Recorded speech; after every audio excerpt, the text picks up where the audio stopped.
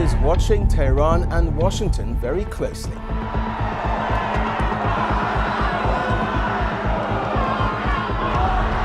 یک توصیه هم به رئیس جمهور متوهم آمریکا دارم. مراقب باش مشاوره هایی که به تو برای حمله به ایران میدهند از جنس مشورت هایی نباشند که گفتی مشهد سقوط کرده است. Ladies and gentlemen, Iran is burning. After a massive protest across the country, 12,000 people have died in the crackdown, the currency of Iran has reduced to 1 million rials to the US dollar, and the condition of Iranian people is so bad that 50% of the population is living in poverty, dead bodies are lying on the streets, and Iran is burning.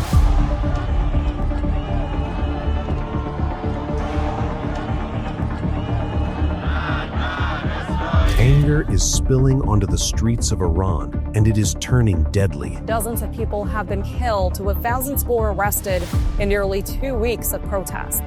The Islamic regime's brutality, the one behind closed doors, aimed at punishing and humiliating anyone daring to raise their voice.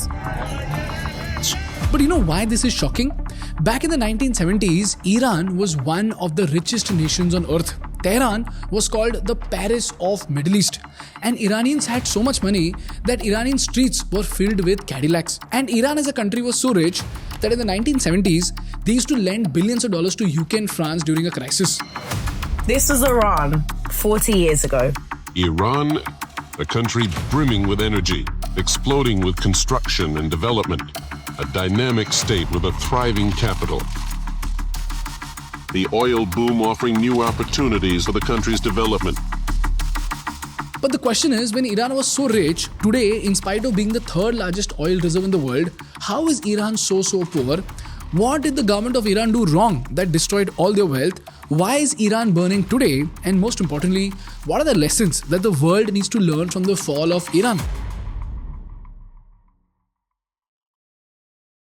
Before we dive in, let's take a moment to thank Odoo. Imagine a small manufacturing company in Pune that consistently juggles between multiple software tools, like one for inventory, another for accounting, and another for sales. This leads to miscommunication, inefficiencies, and valuable time is lost in just managing these disconnected systems. But what if all your business needs could be handled in just one place? Well, this is where Odoo comes in as a game changer for businesses of all sizes. Odoo is an all-in-one enterprise resource planning platform that brings together 45 easy-to-use applications. Whether you are managing your sales, invoicing, project management, inventory, or even building a website, Odoo centralizes everything on a single platform. So no more juggling, no more disconnected tools, and no more dealing with messy integrations. Odoo has a very seamless integration. Every app communicates with the other, which creates a unified system. For example, sales is automatically in sync with inventory and accounting, which gives you a real-time overview of your business performance. And Odoo's user-friendly interface ensures that everyone, from a seasoned manager to a first-time user, can adapt to the platform effortlessly. So as your business grows, Odoo grows with you. It's completely scalable, and it will allow you to add new applications as your needs evolve. Automation tools streamline repetitive tasks and give you more time to focus on what truly matters, which is scaling your business. The best part, your first Odoo application is completely free for life with unlimited hosting and support included. So if you want to grow your business in a flash, check out the link in the description and start your journey with Odoo today.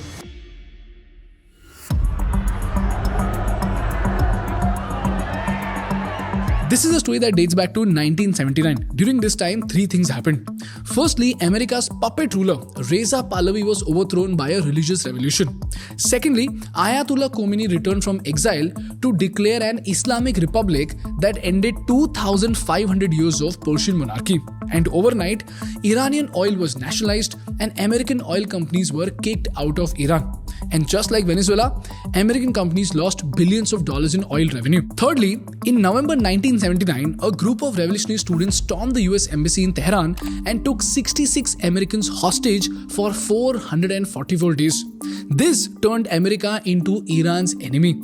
So America froze Iranian assets abroad and strangled the economy of Iran with trade sanctions. Now, when the new regime took charge, they made a terrible mistake that put Iran into an economic collapse.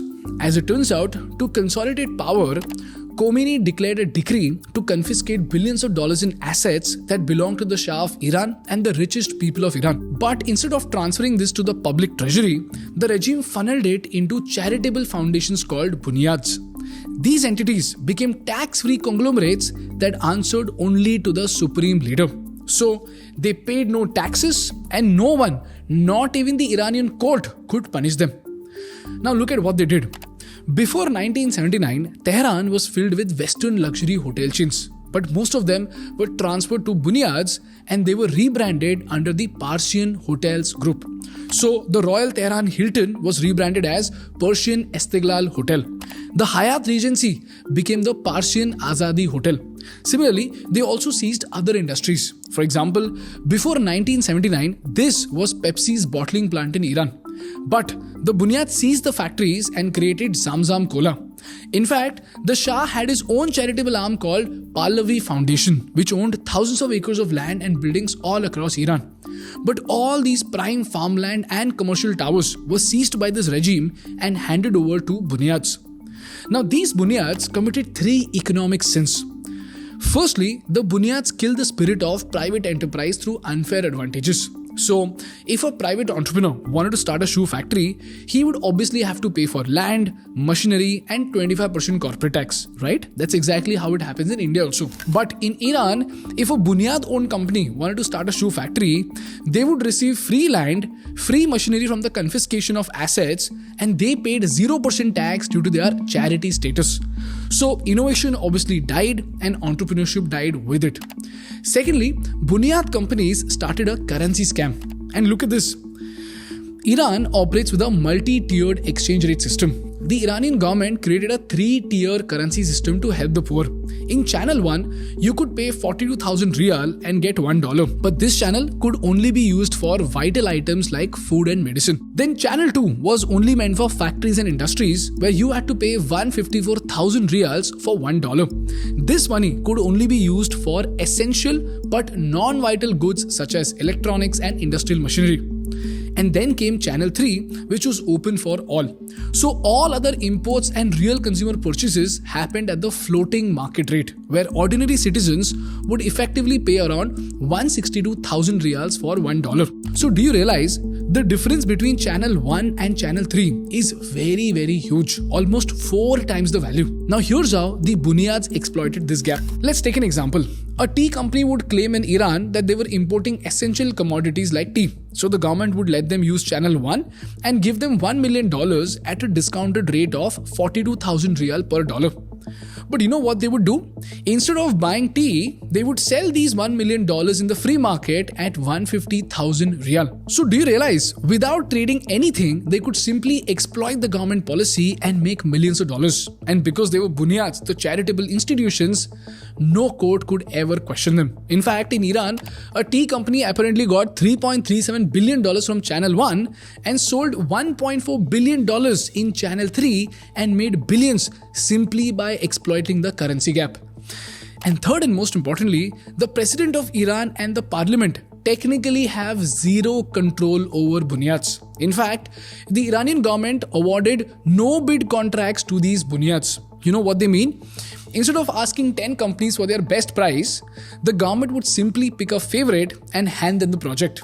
No transparency and no bidding. Now you tell me guys, if a bridge can be made in $100 million and the government is ready to give you $200 million, why would you decrease your price? Why would you say no to an extra $100 million? That is how over 40 years, these Bunyad companies became so powerful that today they control 20 to 40% of the entire Iranian economy. So in short, the Bunyads created a system where innovation died, corruption thrived, and inflation skyrocketed due to currency manipulation. Iran's economy is grappling with serious challenges. With inflation, corruption, inequality, and anger at the exclusion from power. Rising inflation has made daily life increasingly difficult. With inflation in overdrive, the rials lost 60% of its value to 1.4 million against the US dollar. If this is very clear to you, let's go deeper into the collapse of the Iranian rial. Look at this, guys. In 1979, $1 was equal to 70 rials. In 2018, $1 was equal to 40,000 rials. But in 2025-26, $1 is equal to 1.45 million rials. This represents a devaluation of over 20,000 times. So if your family held $1 million worth of rials in 1979, today that stack of cash will only be worth $50. This is the reason why millions of people in Iran have become poor in spite of being millionaires in the 1970s. If this is clear, let's look deeper into why did this currency collapse happen in the first place. Firstly, like I told you, Bonyads represented 20 to 40% of the economy, and the government couldn't tax this 20 to 40% of its own economy because they were charitable institutions. But the problem was that the government still had to pay salaries and pensions. At the same time, new businesses could not emerge because all businesses got killed because of Bonyads. So do you realize the government could not earn taxes, but they still had to pay salaries and maintain the military and pay for pensions? So you know what they did? They spent what they had and they started printing money. And as soon as they started printing money, three things happened. Number one, inflation shot up by 42%. Number two, when inflation shot up, the common man's money became worthless, so people couldn't buy food. And number three, when the currency became worthless, the citizens started selling their rial to hold dollars, gold, and cryptocurrency to protect their money from depreciating. So again, the rial started depreciating further. This is how, through exploitation, money printing, and vicious cycle of selling, the rial started collapsing. But this begs another important question. Iran is the third largest oil reserve in the world. Then why couldn't the government simply sell oil and generate billions of dollars? Look at this diagram. If a Malaysian trader wants to pay $1 million to Iran, he simply cannot pay them directly to the Iranian trader. He will first have to pay 4 million ringgits to his Malaysian bank. Then his bank's American partner will transfer $1 million to the Iranian bank's American account. Then the Iranian bank will pay the trader 6 trillion Iranian rial, assuming the exchange rate to be 1:6 lakh. So if you see, the American banks hold the dollar and not the Iranian banks. So when the US sanctioned Iran, Iranian traders could no longer trade in dollars. So to survive, Iran developed a ghost fleet strategy. Look at this. Iranian tankers sail to the waters between Malaysia and Singapore and they turn off their automatic identification systems. On top of that, they put up fake flags from nations like Panama or the Cook Islands, and in the middle of the ocean, they conduct ship-to-ship transfer to move oil from one vessel to the other. This second vessel creates paperwork to state that the oil originated from Malaysia. And after the paperwork is done, this ship sails to China's Shandong province. Here, there are a lot of independent refineries that buy this oil in yuan. And these refineries are called teapot refineries.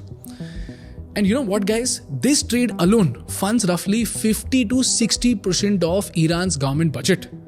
But you know what? Even this income of Iran is breaking apart due to three reasons. Firstly, China is actively trying to shut down these refineries because of the fear of American sanctions, and they're doing it through taxes and regulations. So these teapot refineries are going bankrupt. Secondly, even to the existing refineries, the Russians are trying to sell oil at a cheaper rate so that they could make money during sanctions. So even though Russia and Iran are supposed to be friends, Iran now has to decrease its price to compete with Russia. By the way, Russian oil is better for China due to two reasons. Number one, Russian oil can reach China in a matter of days, whereas the Iranian oil will take weeks. Secondly, Russian oil has lower sulfur than Iranian oil, because of which it is cheaper for the refineries to process them. And thirdly, America is imposing sanctions on these Chinese teapot refineries to prevent them from using Iranian oil. So America is choking them with policy, Russia is squeezing their margins, and China is killing Iran's customers. And this is where the disaster started.